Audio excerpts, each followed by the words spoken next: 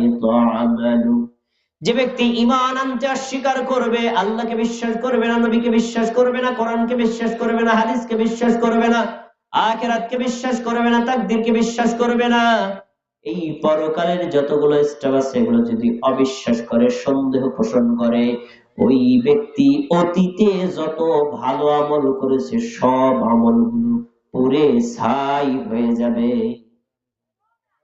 কেউ যদি আল্লাহকে বিশ্বাস না করে, নামাজ পড়লে নামাজ কবুল হবে না, কাজে লাগবে না। কেউ যদি আখিরাতকে বিশ্বাস না করে, সে সিয়াম পালন করলে সিয়াম দিয়ে পরকালে কোনো উপকার হবে না। কেউ যদি তাকদীরে বিশ্বাস না করে, সে যত ভালো আমল করুক আল্লাহর দরবারে কবুল হবে না।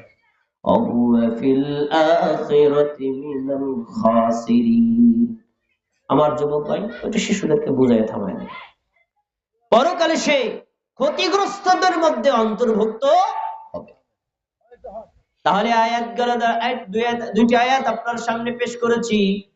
আয়াত দ্বারা প্রমাণিত হয় পৃথিবীতে যত মানুষ আছে, নাস্তিক বলেন, হিন্দু বলেন, খ্রিস্টান বলেন, বৌদ্ধ বলেন, ইহুদি বলেন, নাসারা বলেন, অগ্নি উপাসক বলেন আর মুমিন বলেন, প্রত্যেককে তার ইবাদত যদি আল্লাহর দরবারে কবুল করিয়ে নেকি নিতে হয়, ঈমান আনতে হবে নাকি না? কথা বোঝেন নাই? ঈমান আনা লাগবে নাকি লাগবে না? তাহলে আমাদের ১ নম্বর শর্ত সবাইকে পূরণ করতে হবে।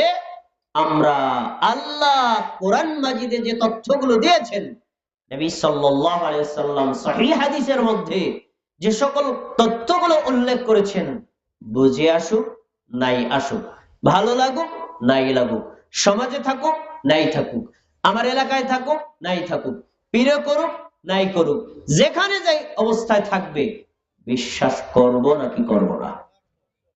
বিশ্বাস করলে মুমিন, বিশ্বাস না করলে আপনি মুমিন হতে পারবেন না। আর মুমিন যদিও না হন, ঈমান যদি না থাকে, আপনার আমল যত চমৎকার হোক আল্লাহর দরবারে কবুল হবে না। আমরা কি ঈমান আনতে রাজি আছি না? ইনশাআল্লাহ। আপনাদের কাছে জিজ্ঞাসা, কোরআনে যা আল্লাহ বলছেন সবাই হয়তো জানেন না, কিন্তু জানেন আর না জানেন, বিশ্বাস করেন নাকি করেন না?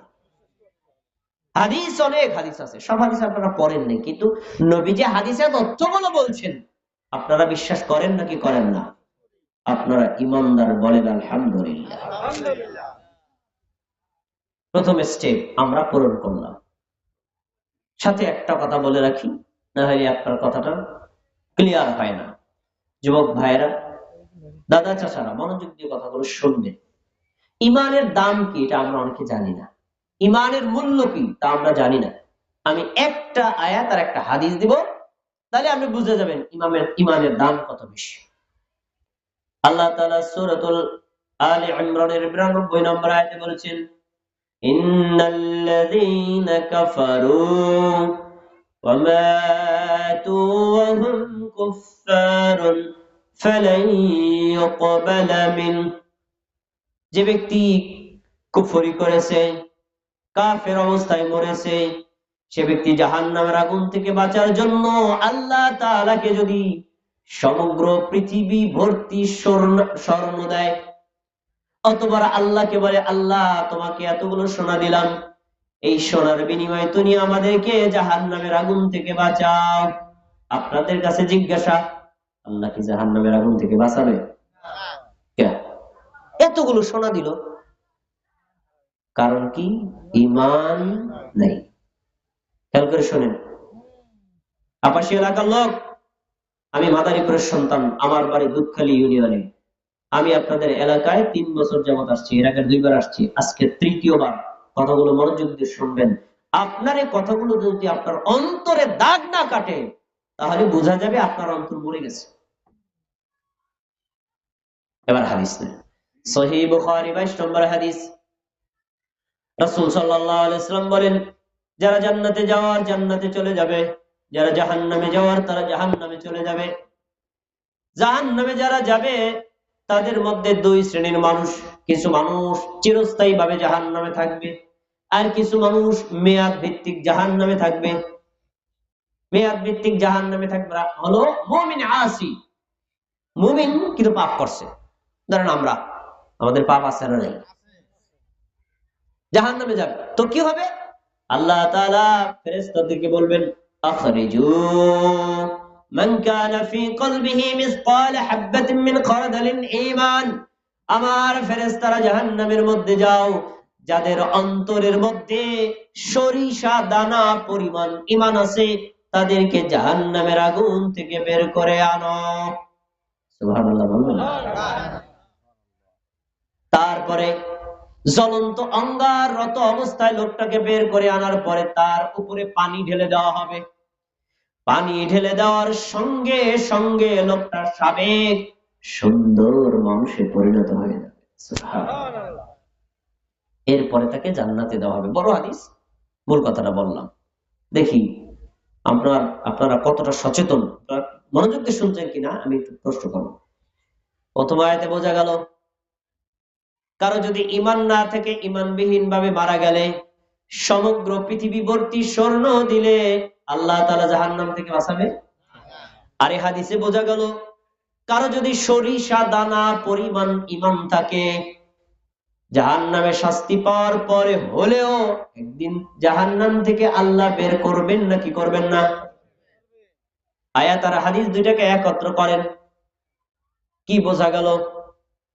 সমগ্র পৃথিবী ভর্তি স্বর্ণ আল্লাহকে দিলেন, আল্লাহ আপনাকে জাহান্নাম থেকে বাঁচাইল না।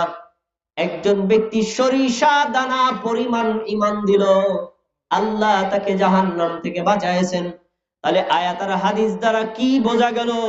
সমগ্র পৃথিবী ভর্তি সোনার মূল্য বেশি নাকি একটা সরিষা দানা পরিমাণ ঈমানের দাম বেশি? আলহামদুলিল্লাহ, সবাই বুঝে গেছে, সবাই বুঝেছে। বুঝে করো কি? কেউ কি অস্পষ্ট আছেন? এখন আপনার কাছে প্রশ্ন, পৃথিবীতে এমন একজন মানুষ দেখেন, আমাকে দেখান, তার পুরো পৃথিবী ভর্তি স্বর্ণ আছে, এরকম কোন মানুষ কি দুনিয়াতে আছে? এত ধনী মানুষ দুনিয়াতে কেউ নাই, আখিরাতেও হবে না। তার মানে বোঝা গেছে, ঈমানবিহীন ভাবে কেউ যদি কবরে যায়, জাহান্নাম তাকে কোনোভাবেই রক্ষা পাবে না। আর যদি সরিষা দানা পরিমাণ ঈমানও আল্লাহকে দিতে পারে, জাহান্নাম থেকে বাঁচায় দিবেন কে? তাহলে ঈমানের মূল্য মুসলমানদের নিকটে কম হবে না বেশি হবে? বেশি হবে। তাহলে আমরা প্রথম শর্তটা পূরণ করব, সেটা হলো আমরা ঈমান আনবো আর ঈমানের উপর অটল থাকবো, ঈমান নিয়েই কবরে যাব।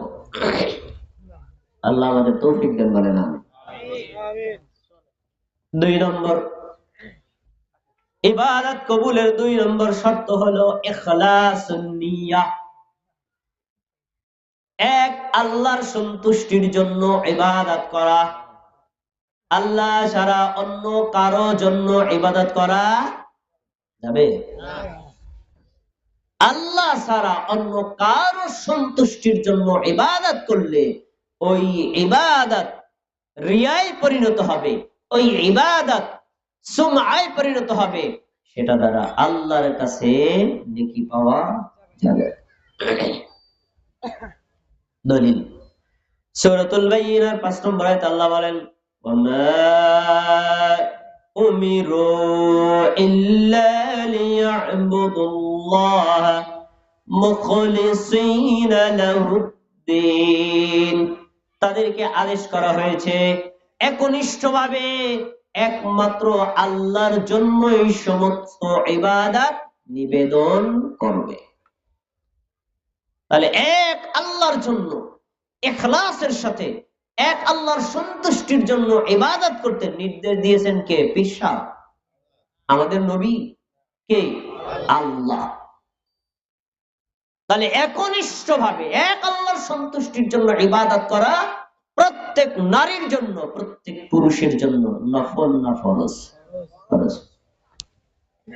ইবাদতের মধ্যে অন্য কাউকে খুশি করার টার্গেট করা যাবে না। যদি আপনি আল্লাহকে খুশি করতে চান, পাশাপাশি মানুষকেও খুশি করতে চান, সমাজকেও খুশি করতে চান, মানুষের প্রশংসা কুড়ানোর চেষ্টা করেন, এই ইবাদত আল্লাহর দরবারে কবুল হবে না, আর এর দ্বারা নেকিও পাওয়া যাবে না। হাদিস আবু সাঈদ খুদরি রাদিয়াল্লাহু তাআলা আনহু বলেন, قال رسول الله صلى الله عليه وسلم, আল্লাহর রাসূল সাল্লাল্লাহু আলাইহি ওয়াসাল্লাম বলেছেন, আলা উখবিরুকুম বিমা হুয়া আখওয়াফু আলাইকুম ইনদি মিনাল মাসীহিদ দাজ্জাল। সাহাবীরা আমার, আমি কি তোমাদেরকে এমন একটা ভয়ঙ্কর বিষয় সম্পর্কে বলবো না, যে ভয়ঙ্কর বিষয়টা দাজ্জালের ফিতনার চাইতো আরো বড় ভয়ঙ্কর। দাজ্জালের কথা আপনারা শুনছেন না শোনেন নাই? একটু টাচ দিয়ে তাহলে বুঝতে সহজ হবে। ধরেন দাজ্জাল আপাশী এলাকায় আসলো, আসার পরে বলল, আপাশী এলাকার জনগণ সবাই তোমরা আমাকে আল্লাহ বলে মেনে নাও। যদি আল্লাহ বলে মেনে নাও, তোমাদের জমিতে ফসল হবে বেশি, গাছ গাছালি ফল হবে বেশি, তোমাদের গাভীতে দুধ হবে বেশি, তোমাদের কোনো অভাব অনটনে স্পর্শ করবে না, তোমরা সুস্থ সবল ভাবে থাকবা। আর যদি তোমরা আমাকে আল্লাহ বলে স্বীকার না করো, এই যে দেখো আমার বাম হাতের মধ্যে জাহান্নাম, প্রত্যেককে জাহান্নামের আগুনের মধ্যে ঢুকায় দেব। এই কথা যদি দাজ্জাল এসে বলে, কয়জনের ঈমান টিকবে? কয়জনের ঈমান টিকবে বলেন? কঠিন না? তো আল্লাহর নবী বলছেন, সেই দাজ্জালকে তোমরা ভয় করো, তাই না? দাজ্জালের চাইতেও আরো ভয়ঙ্কর একটা বিষয় আমি তোমাদেরকে বলবো না? সাহাবীরা বললেন, ক্বালু বালা ইয়া রাসূলুল্লাহ, হ্যাঁ আল্লাহর রাসূল, অবশ্যই এই বিষয়টা তো আমাদের জানা দরকার। দাজ্জাল এত বড় ঈমান হরণকারী ভয়ঙ্কর, তার চাইতে আবার ভয়ঙ্কর কি বলেন?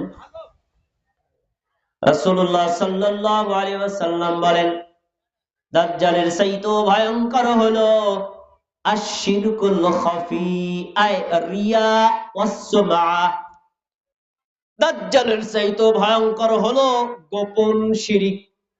আর গোপন শিরিকের অপর নাম হলো মানুষকে শোনানোর জন্য ইবাদত করা, মানুষকে দেখানোর জন্য ইবাদত করা, মানুষের প্রশংসা পাওয়ার জন্য ইবাদত করা। কি বোঝা গেল? এই লোকটা ইবাদত করছে নাকি করে নাই? করছে, কিন্তু কার খুশি চাইছে? মানুষের। উদাহরণস্বরূপ, আজকে এই মাহফিলের পরে যদি আমি বলি, ভাই কে কে দান করবেন, তো একজন ব্যক্তি যদি মনে করে এখানে প্রায় 10,000 লোক আছে, ভবিষ্যতে আমি চেয়ারম্যানে দাঁড়াবো, আমি যদি এখানে 1 লক্ষ টাকা দেই, 10,000 লোক জেনে গেল অমুক দানশীল, তাহলে ভোটে দাঁড়ানোর সময় বলা যাবে লোকটা দানশীল, তারে ভোট দেওয়া যায়। সে যদি এই টার্গেটে 1 লক্ষ টাকা দেয়, টাকাও যাবে, দানও হবে, পরকালে নেকি পাওয়া। বলেন, সিদ্ধান্ত আপনারা বলেন। যাবে না কেন? কেন যাবে না? কেন? আল্লাহর সন্তুষ্টির জন্য করে নাই, মানুষকে খুশি করার জন্য। একটা উদাহরণ দিলাম। এবার আর একটা হাদিস নেন, এই হাদিসের সামনের অংশ। নবী সাল্লাল্লাহু আলাইহি ওয়াসাল্লাম বললেন, সাহাবীরা আমি তোমাদেরকে একটা উদাহরণ দিচ্ছি, তাহলে বুঝতে ক্লিয়ার হবে গোপন শিরিকটা কি, রিয়ার সুমআ কি। রিয়ার সুমআ হলো, মনে করো তুমি সালাতে দাঁড়াচ্ছ, আমার দিক তাকান, আল্লাহু আকবার, সালাতে দাঁড়াইলাম। এখন সালাতে দাঁড়ানোর পরে দৃষ্টি থাকবে কোন দিকে? সিজদার দিকে। কোথায়? সিজদার দিকে। আমি সিজদার দিকে তাকায় আছি, ডান দিকে কোন লোক থাকলে বোঝা যায় নাকি যায় না? বাম দিকে কোন লোক থাকলে বোঝা যায় নাকি যায় না?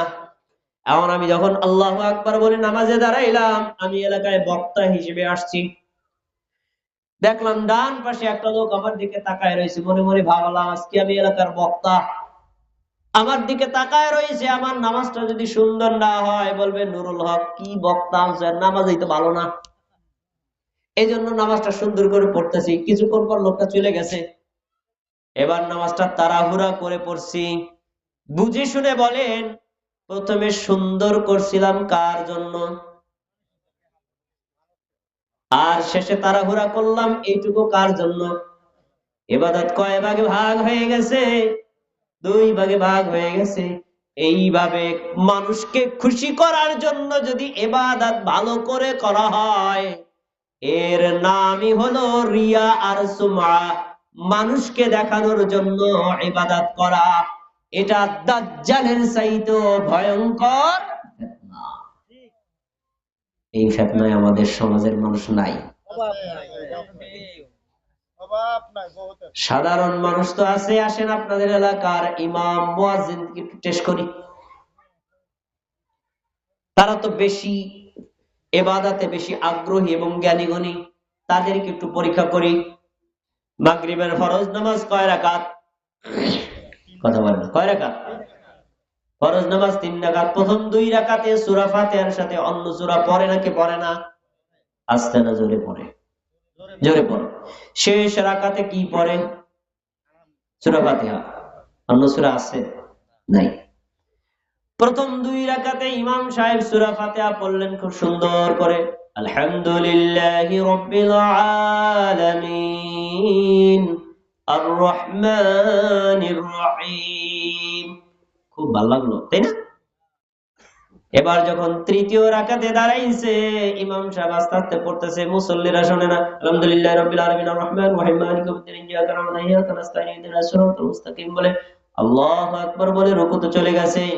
প্রথম 2 রাকাতে কিরাত তাড়াহুড়া করছে না শান্তভাবে করছে? শেষ রাকাতে কেন করছে তাড়াহুড়া? কারণ মুসল্লিরা শোনে না।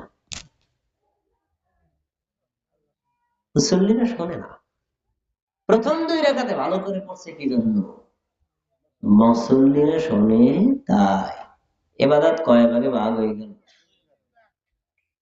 শোনেন, আপনি যদি আল্লাহর জন্য ইবাদত করেন, প্রথম 2 রাকাত সূরা ফাতিহা যেমন হবে, তৃতীয় রাকাতে সূরা ফাতিহা ওই রকমই সুন্দর হতে হবে। যদি প্রথম 2 রাকাত সুন্দর করে পড়েন মানুষকে শোনানোর জন্য, শেষ রাকাত যদি তাড়াহুড়া করেন, তাহলে বোঝা যাবে আপনার ইবাদতের মধ্যে রিয়া সুমআ আছে। আপনি ইমাম হতে পারেন, এই নামাজ দিয়া পরকালে জান্নাত পাওয়া যাবে না। আমি মিথ্যা কথা বলছি, তাই না? বিশ্বাস হলে ট্রাই করেন। আপনার ইমামের পিছনে মাগরিবের নামাজ পড়ে প্রথম 2 রাকাতে সূরা ফাতিহা পড়বেন, দেখবেন তার সাথে সাথে পড়তে পারতেছেন। শেষ রাকাতে সূরা ফাতিহা পড়েন, দেখবেন ইয়্যাকা না'বুদু গেছেন, এরপরে যাওয়ার আগে ইমাম সাহেব রুকুতে চলে গেছে। তা উনি কি সূরা ফাতিহা পড়েন? পড়ছে, তাড়াহুড়ো করে পড়ছে, তাড়াহুড়ো করে পড়ছে। অথচ ইবাদত কেউ দেখলেও হবে যেমন, না দেখলেও হবে তেমন। আমরা কার জন্য করি? মানুষকে দেখার জন্য? কার জন্য? আল্লাহর জন্য। তাহলে আমরা এখান থেকে কি শিক্ষা পেলাম? আল্লাহর জন্য যদি কেউ ইবাদত না করে, মানুষকে খুশি করার জন্য করে, এই ইবাদত আল্লাহর দরবারে কবুল হবে না। এই ইবাদত দিয়ে আল্লাহর থেকে নেকি আর জান্নাত নেওয়া যাবে না। 2টি শর্ত গেল। এবার আসেন 3 নম্বর শর্ত, আকলুল হালাল। হালাল পবিত্র খাবার খাওয়া। আপনি যে খাবার খান, পানীয় গ্রহণ করেন, পোশাক পরেন, আপনার আয় উপার্জিত সম্পদ অবশ্যই হালাল হতে হবে। যদি আপনি হারাম ভাবে ইনকাম করেন, ওই হারাম ইনকামকৃত সম্পদ খেয়ে হারাম